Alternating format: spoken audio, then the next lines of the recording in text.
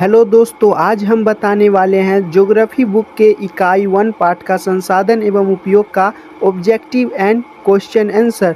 तो चलिए बिना देरी किए शुरू करते हैं। उससे कि पहले आप हमारे चैनल पर नए हैं तो हमारे चैनल को ज़रूर सब्सक्राइब कर ले ताकि हमारा हर एक नया वीडियो आप तक पहुंचता रहे। तो चलिए क्वेश्चन आंसर शुरू करते हैं।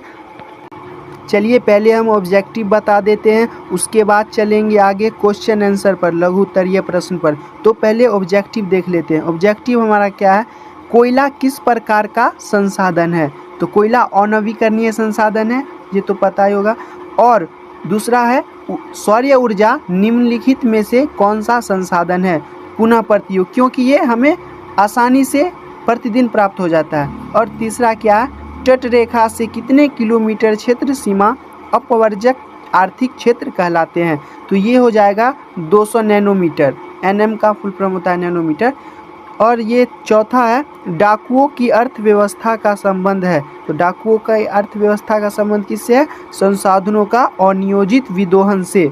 और पांचवा है समुद्र क्षेत्र में राजनीतिक सीमा के कितने किलोमीटर क्षेत्र तक राष्ट्रीय संप्रदा निहित है? तो ये होगा 19.2 किलोमीटर। तो ऑब्जेक्टिव बहुत छोटा था, हो गया। तो हमारा ऑब्जेक्टिव खत्म हो गया। अब चलते हैं लघु उत्तरीय प्रश्न पर। तो बिना समय देरी किए वो भी बहुत जल्दी बता देंगे।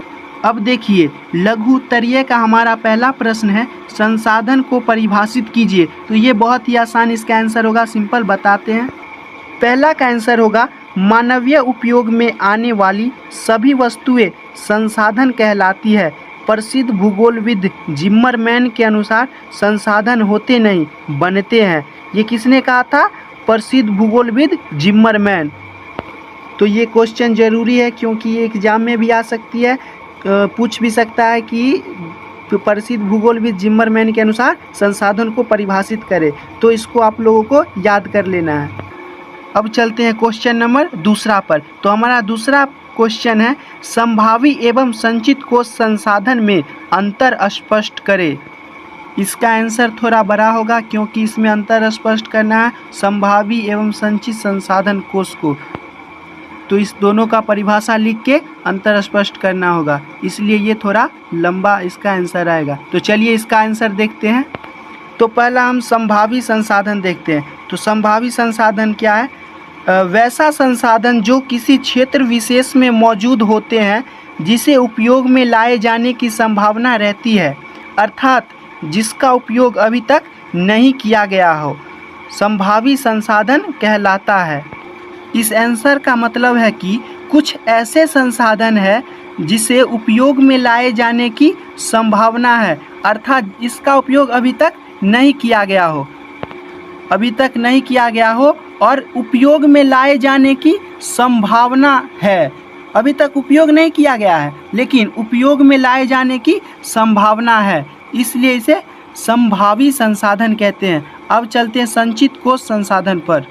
तो संचित कोश संसाधन है वैसा संसाधन भंडार जिसे उपलब्ध तकनीक के आधार पर प्रयोग में लाया जा सकता है, अर्थात इसका उपयोग अभी तक नहीं किया गया है।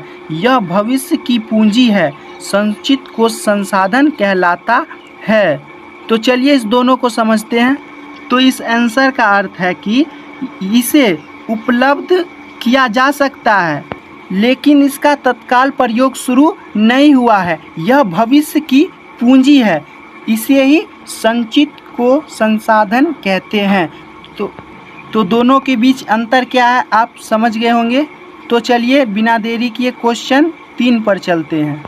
हमारा क्वेश्चन नंबर 3 है, संसाधन संरक्षण की उपयोगिता को लिखिए।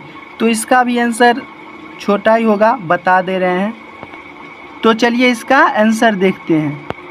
इसका आंसर है सभ्यता एवं संस्कृति के विकास में संसाधन की अहम भूमिका होती है।